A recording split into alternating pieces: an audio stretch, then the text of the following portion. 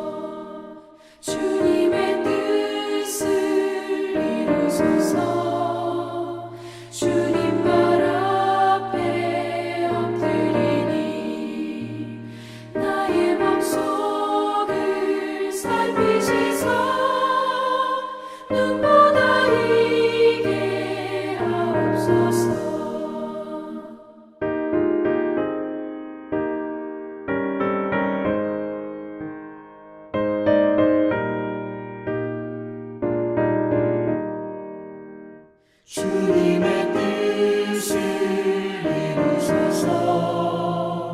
병들어 몸이 피곤할 때 권능의 손을 내게 펴서 강건케 하여 주옵소서. 주님의 뜻을 이루소서.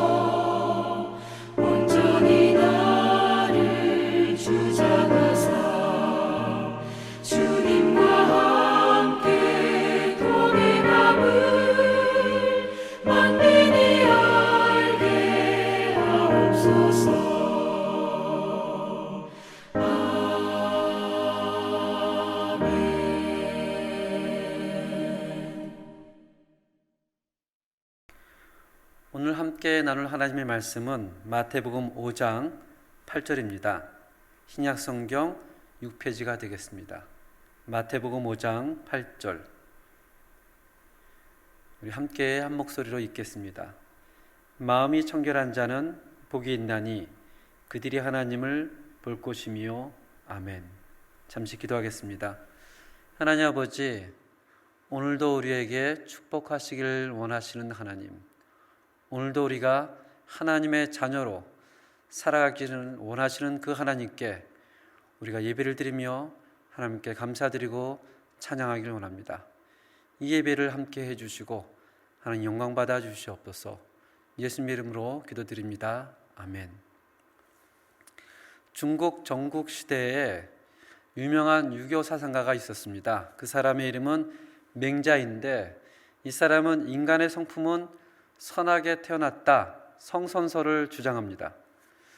맹자는 주장하기를 아무것도 모르는 어린아이가 우물에 빠졌을 때 이 장면을 본 사람은 예외 없이 두렵고 추근한 마음, 즉 측은지심에 사로잡힌다고 해서 이러한 심리가 어떤 특별한 사람들에게 아니라 모든 사람들에게 공통하게 나타나기 때문에 맹자가 볼 때는 사람들은 선천적으로 부여된 인간 본성이 있다. 그래서 이것을 인간의 본성이라고 합니다. 그러면서 맹자는 누구나 선한 본성을 가지고 태어나지만 그러나 올바로 발현되지 못하는 것은 개인적인 욕망이나 세상의 온갖 유혹이 있기 때문에 본래의 모습, 선한 본성을 발효시키기 위해서는 마음 공부를 해야 한다고 주장을 합니다. 그래서 맹자의 유학 사상은 마음을 닦는 학문, 심학이라고 합니다. 즉 외부 환경이나 자신의 욕망에 의해 왜곡된 선한 본성을 회복하기 위해 무엇보다도 스스로 자신의 마음을 점검하고 단속하는 일이 중요하다고 보았습니다. 이 맹자하고는 좀 다르게 인간은 선하다가 아니라 인간은 악하다라고 주장하는 또 다른 학자가 있었습니다. 그 사람의 이름은 순자입니다. 순자. 사람의 본성은 악하여 태어날 때부터 이익을 구하고 서로 질투하고 미워하기 때문에 그대로 놔두면 싸움이 절대 그치지 않는다. 이 사람의 악한 본성은 없앨 수도 없고 줄일 수도 없기 때문에 그것을 적절히 통제하고 과도하게 분출되지 않도록 하는 것이 현명하다.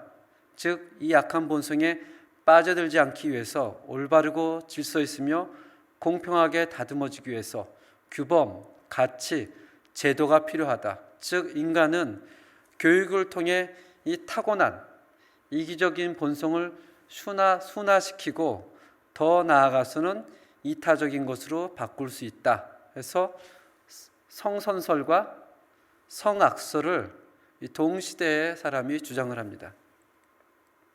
여러분들은 어떤 게 옳다고 생각을 합니까?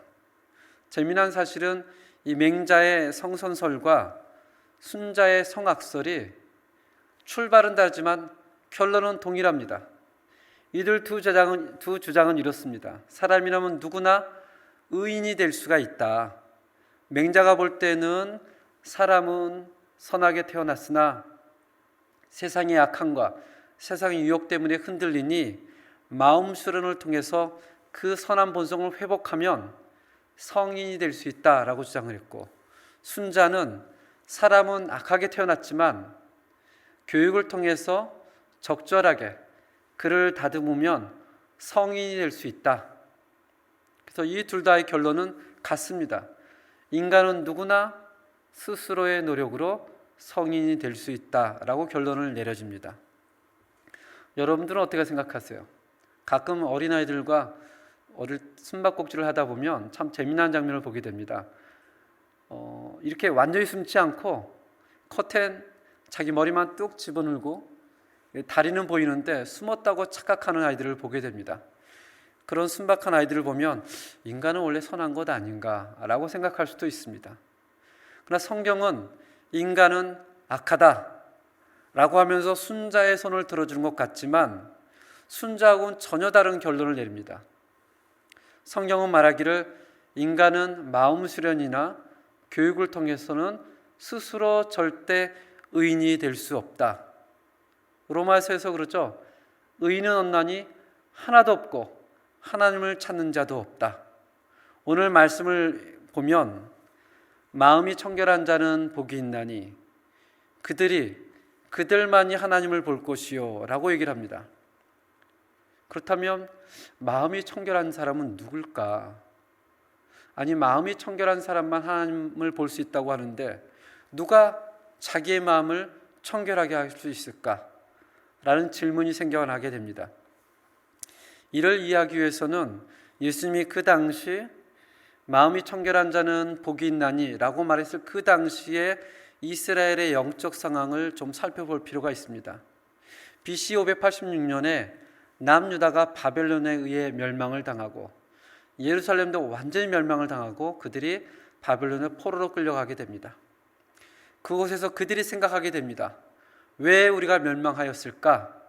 그래서 그동안 그들이 섬겨왔던 우상 숭배가 그때부터 완전히 없어지고 그때부터 이스라엘 백성들이 생각하기를 우리가 말씀대로 살지 않아서 그렇다라고 하면서 페르시아 시대 때 1차, 2차, 3차 기환을 통해서 그때부터 이스라엘 내부에서는 말씀 운동이 활발해집니다.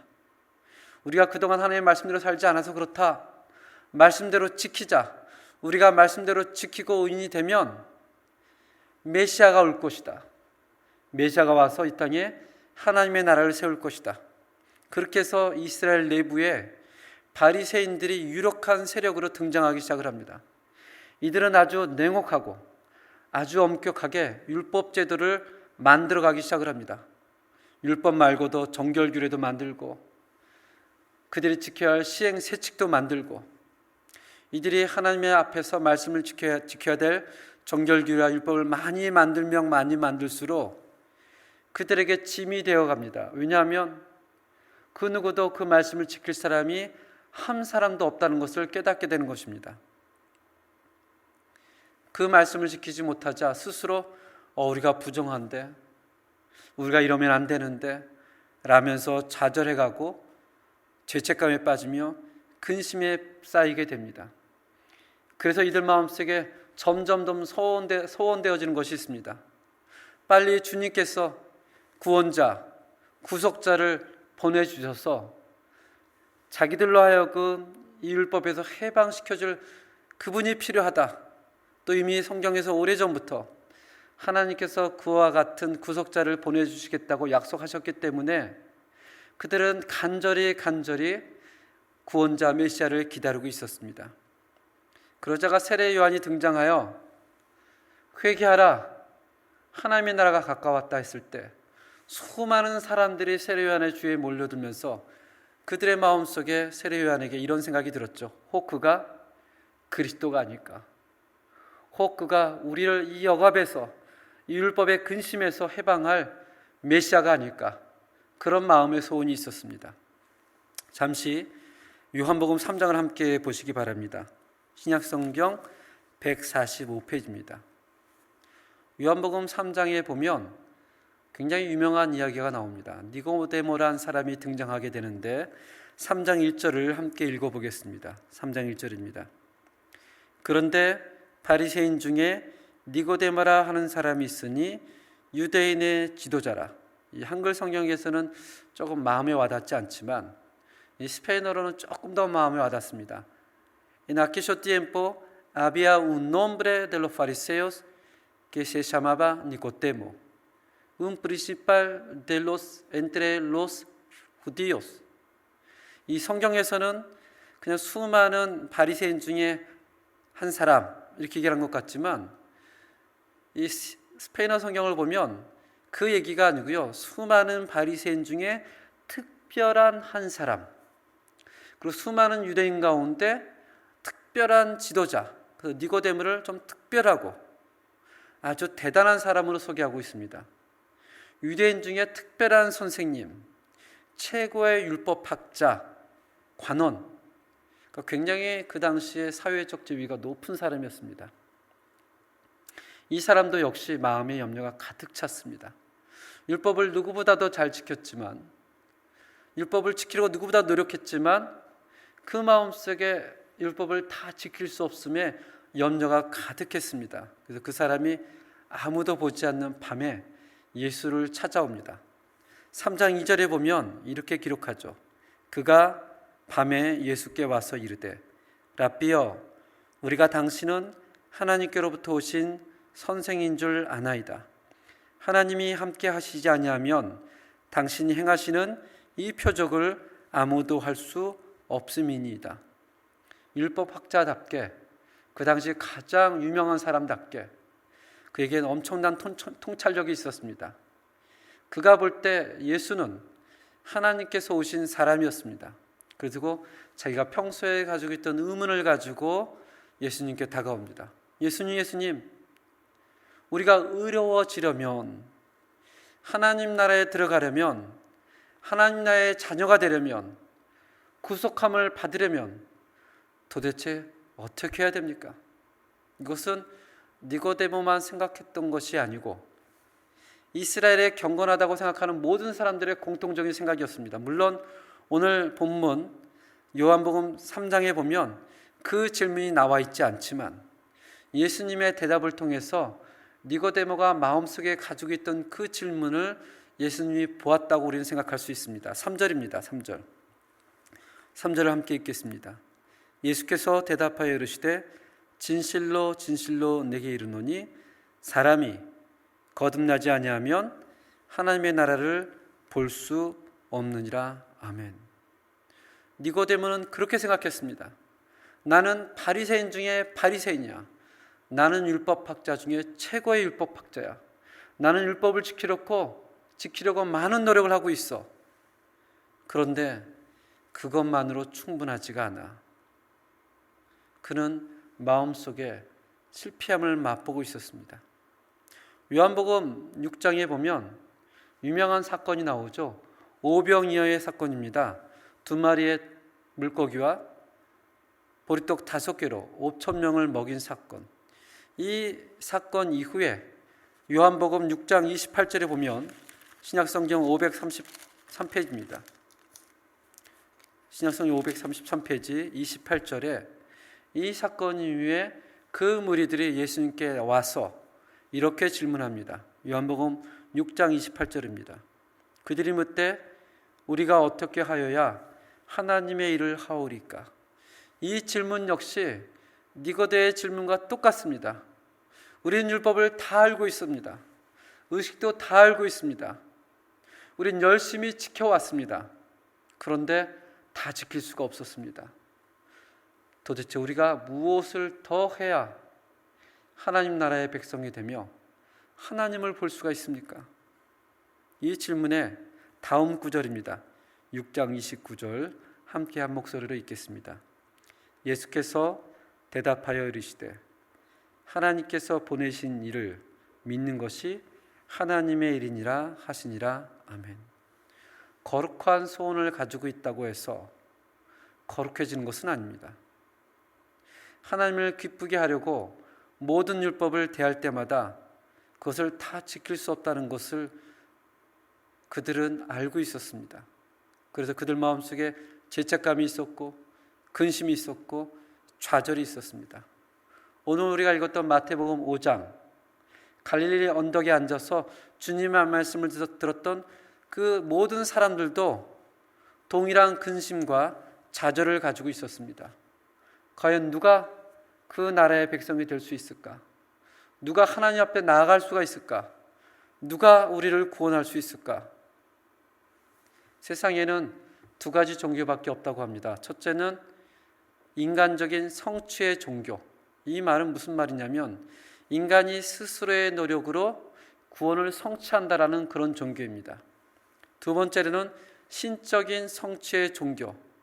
인간을 할 수 없지만 하나님께서 그리스도 안에서 인간을 구원할 수 있다라는 것입니다. 온갖 율법을 지키려고 노력하므로 하나님 나라에 들어가려고 하는 자들 앞에서 주님은 오늘 본문만 같이 이렇게 얘기하는 거죠. 미안하지만 너희들 스스로는 하나님을 볼 수가 없어. 너희는 결코 그 나라에 들어갈 수가 없어. 그 나라는 마음이 청결한 자들만 들어갈 수 있고 볼 수가 있는 거야.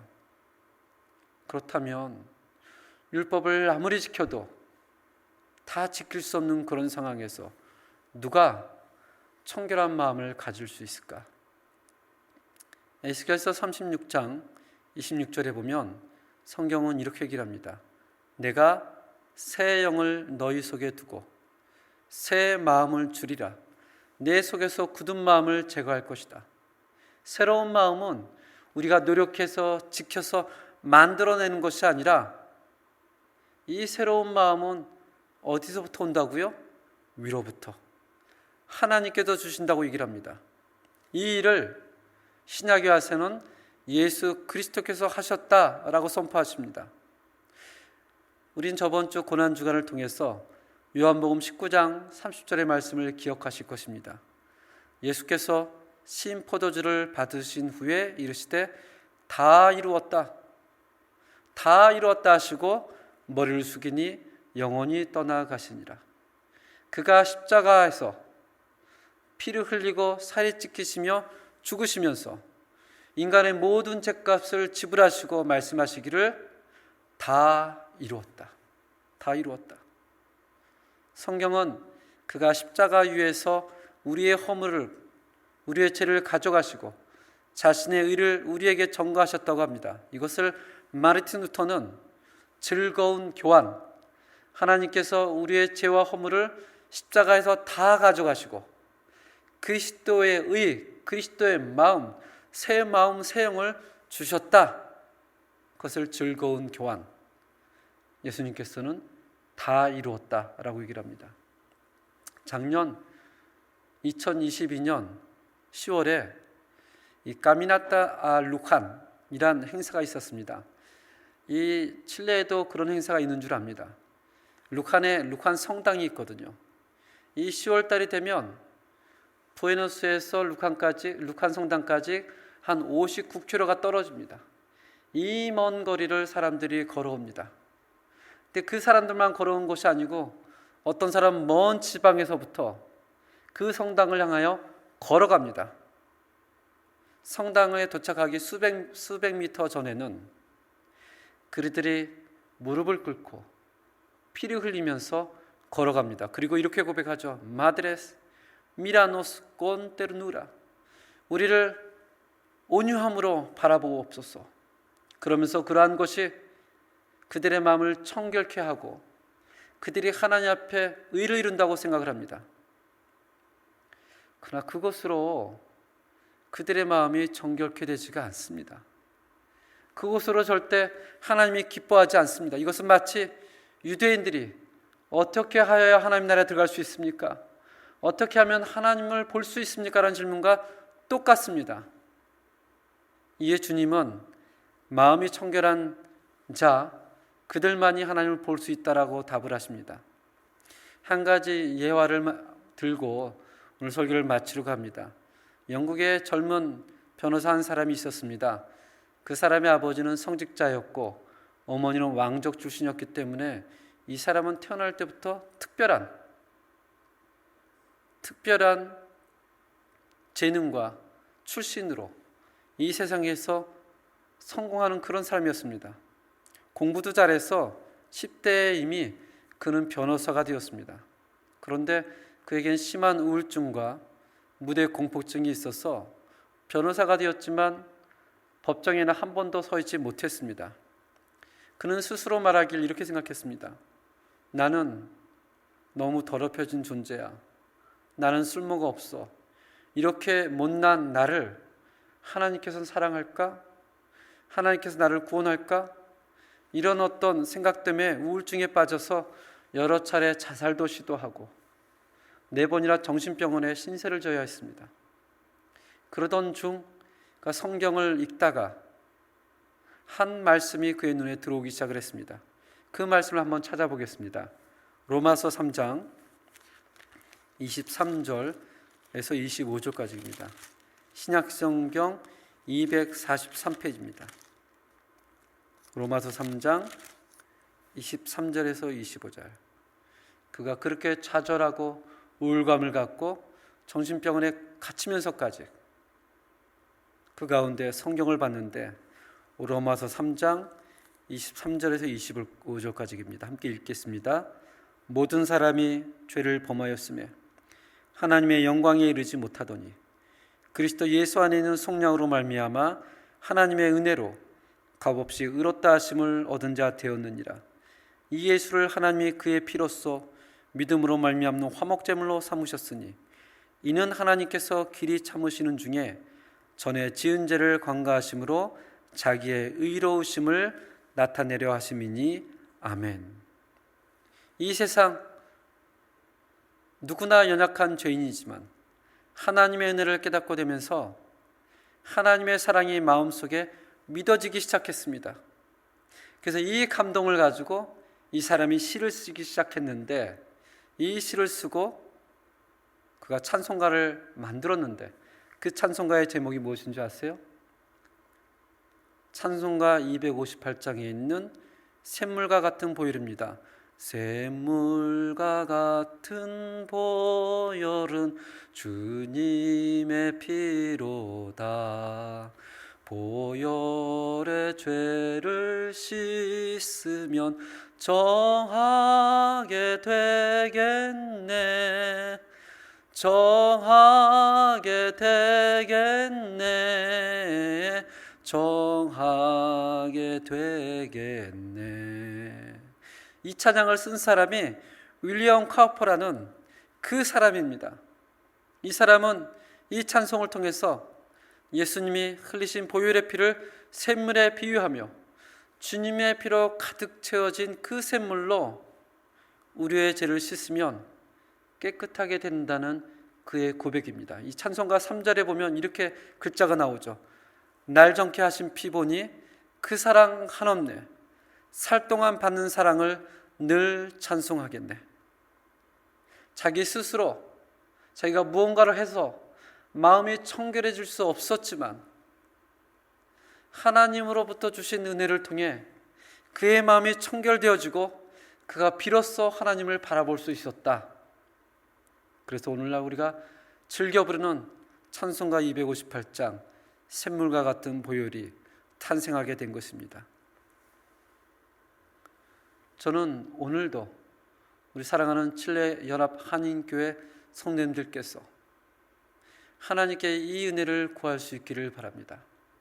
우리가 무언가를 해서 열심히 교회를 나오고 봉사를 열심히 하고 헌금을 많이 해서 마음이 청결해지는 것이 아니라 그 놀라우신 하나님께서 독생자 예수 그리스도를 십자가에서 죽으시고 부활하신 그 사건을 다 이뤘다는 그 사건을 우리가 믿음으로 우리의 마음이 청결해져서 주님을 볼 수 있는 그런 은혜가 우리 모두에게 있기를 주님의 이름으로 축원합니다.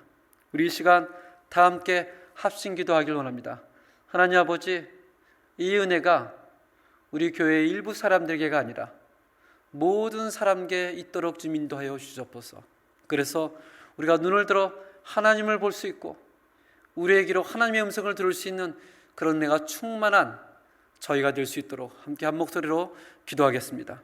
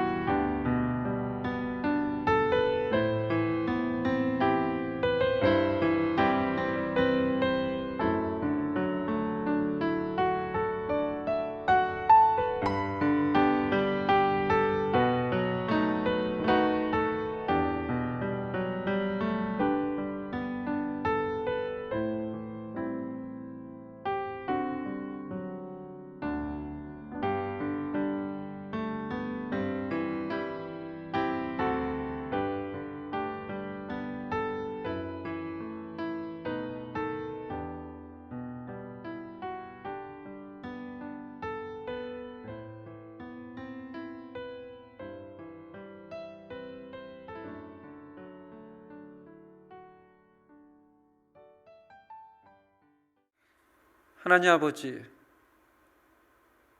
우리가 율법을 지켜서 무언가를 해서 하나님의 백성을 되려고 노력하는 그런 마음으로 나왔던 갈릴리 사람들에게 주님이 마음이 청결한 자는 그들만이 하나님을 볼 수 있다라고 얘기했을 때 그러한 은혜가 우리에게 있도록 좀 인도하여 주시옵소서.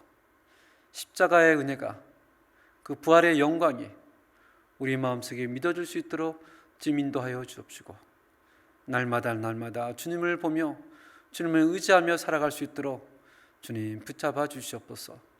예수님의 이름으로 기도드립니다. 아멘. 우리 다 같이 찬송가 427장으로 하나님께 찬양을 드리겠습니다.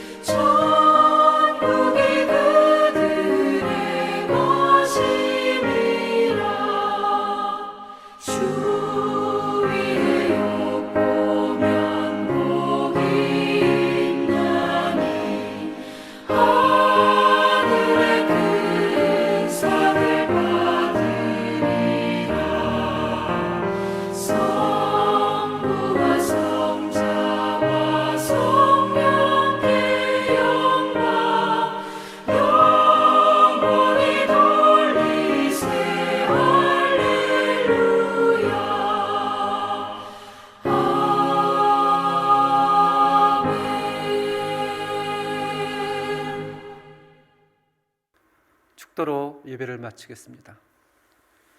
지금은 우리 주 예수 그리스도의 은혜와 하나님의 놀라운 사랑과 성령님의 교통하심이 하나님이 주신 은혜로 마음이 청결하여 하나님을 바라보며 살기를 원하는 저희 모든 한인연합교회 성도님들 머리 위에 지금부터 영원까지 함께할지어다. 아멘.